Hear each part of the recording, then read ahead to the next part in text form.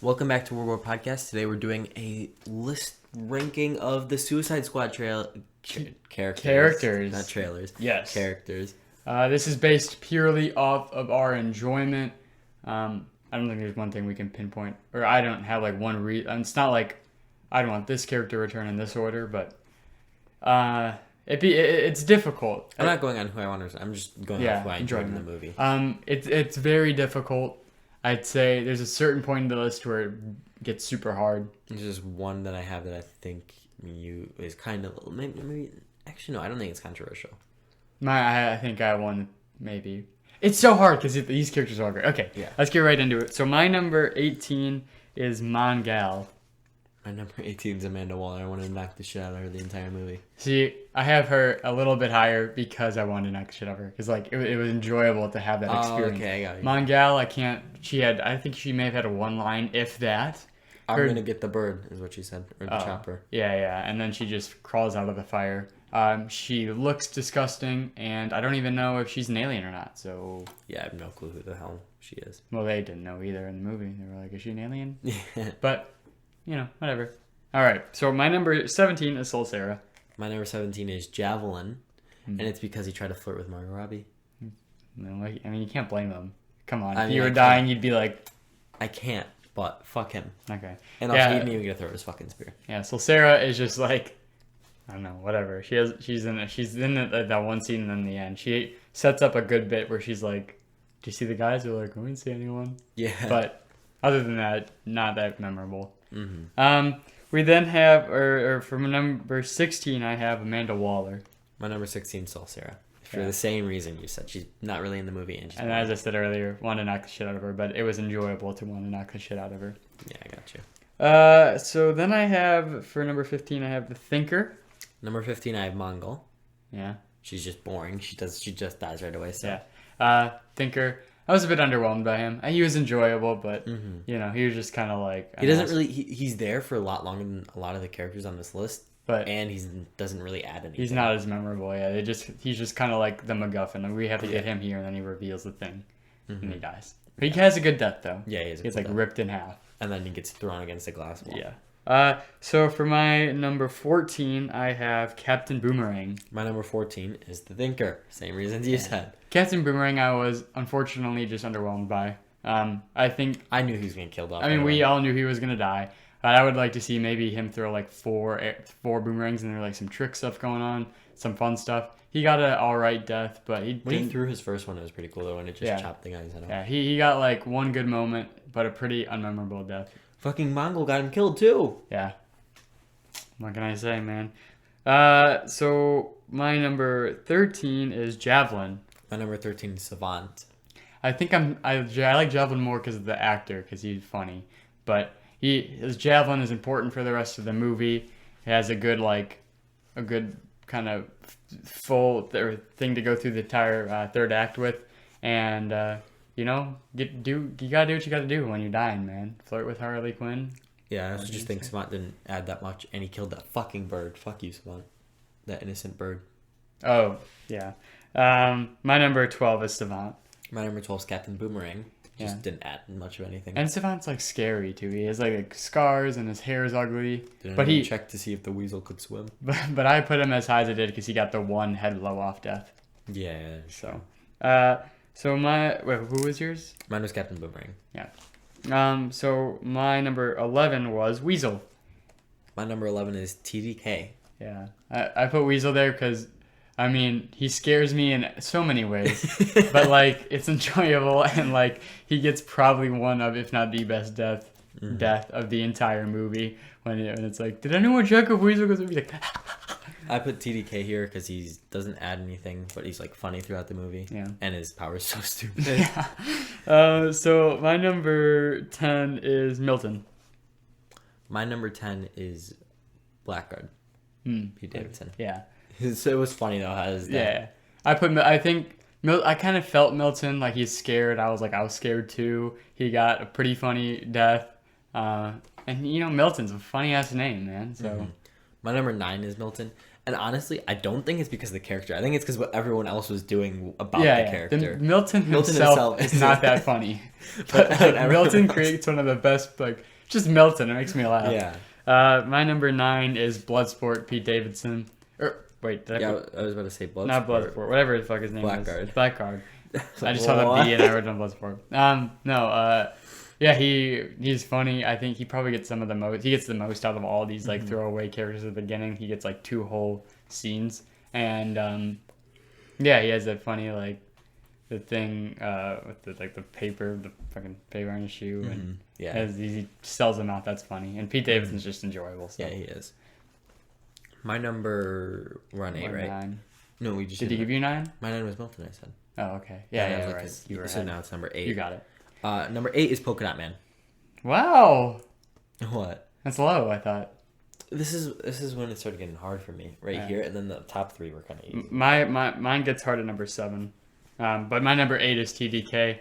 Something about him is just so funny to me. Like, his power is so dumb, and then like his hands can only go as fast as he can walk, so they just kind of like walk, and he's like more inconvenient than he is important, or like it's just so funny. They shoot his arms, and he feels it, and he just like dies slowly. It's funny. I like TDK. And Nathan Fillion's funny, so I don't know. Polka Dot Man just has some. I feel like he doesn't have enough memorable moments for how long he was there. I think the biggest problem with Polka Dot Man is it got the worst trailer moment where they gave away the I am a superhero. It's like, why would you put that in the trailer? It's like the conclusion of his arc. For a minute, I thought that Ratcatcher 2 and Bloodsport were going to die for like a split second because they both did the I'm going to get you out of here alive thing. Yeah. And like when you say that. I thought one of them was going to die. That's like what you don't say. But exactly. You also don't say, I'm a superhero. Because just boom. So my number 7 is Harley Quinn. My number 7 is Peacemaker. I really did not want to put her this low, but same. I just did like this is where I said it gets hard. I really can't, other than like my number 2, I really can't rank these people. Yeah. Harley was enjoyable. She had one of the best action sequences. She was consistently funny.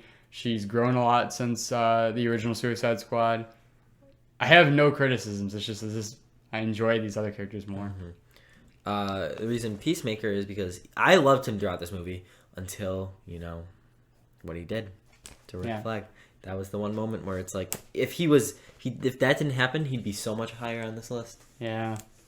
Valid. All right, my number, we're 6. My number 6 is Polka Dot Man. My number 6 is pretty high for this person. It's Weasel. Oh yeah, I forgot about him. I just thought it was so that still just gets me. It's so fucking funny. I know what Weasel and then his little run off. and the fact that his dick is just hanging there.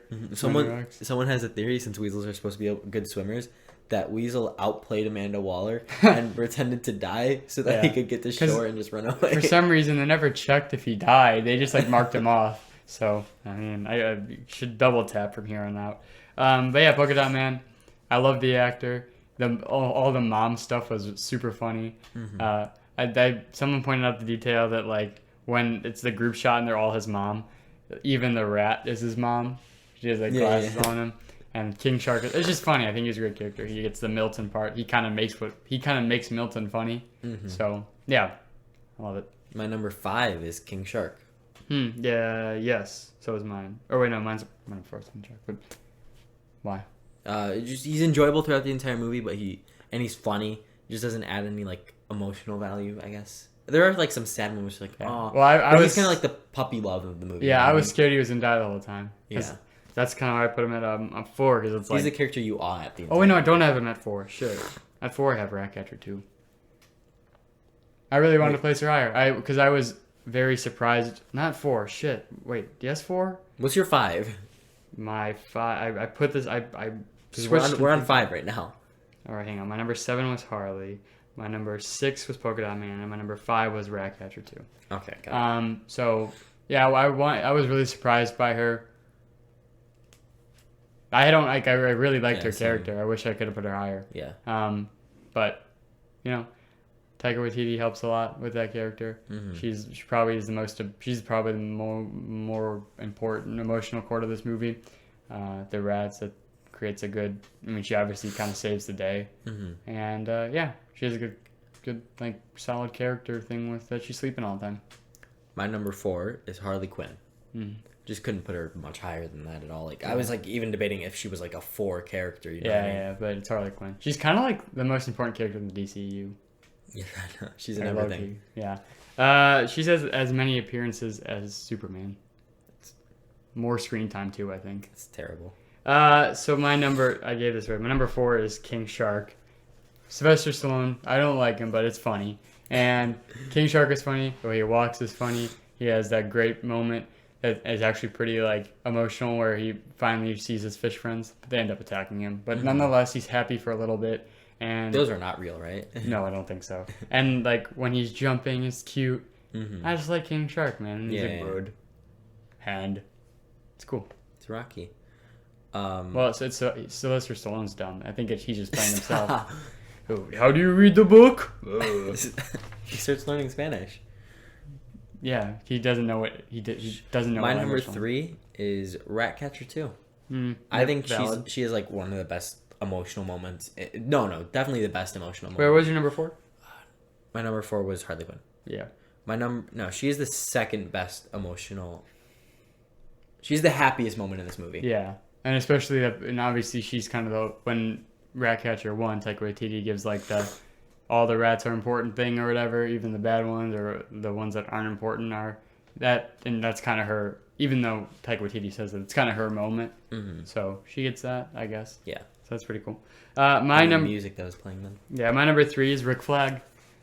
I think he easily has like he's the best line of the movie. You know, Peacemaker, what a joke, perfection. But I just think throughout the movie, when I really thought about it, it's like he wasn't as important as I was thinking, but he just has like the best finale. He has a great fight scene. He has a lot of great moments, and he gets that like relationship with Harley Quinn that forms, and he actually seems to care about some of these people. So yeah. My number 2 is Rick Flag. Mm-hmm. And for most of the reasons you just said, and also he just like I think he has the whole thing where he's like the government I've been serving betrayed me, like that. I think that's it's a cool betrayal as well. moment. Yeah. Yeah. Easy top 3 for me. And my number 2 is Peacemaker. Every time he was on screen throughout the entire movie, I fucking loved it. And then he gets the twist where he's like, I don't fucking care, it's peace. I just think that's such a cool idea. And maybe you could have done something where he questions himself, but I think he does. He obviously regrets killing Rick Flag. He didn't want to kill Rick Flag, but he had to keep the peace. And then, of course, Ratcatcher 2 sees it, and then I think it's just full adrenaline from there. Yeah. So I think it's such a well-written character.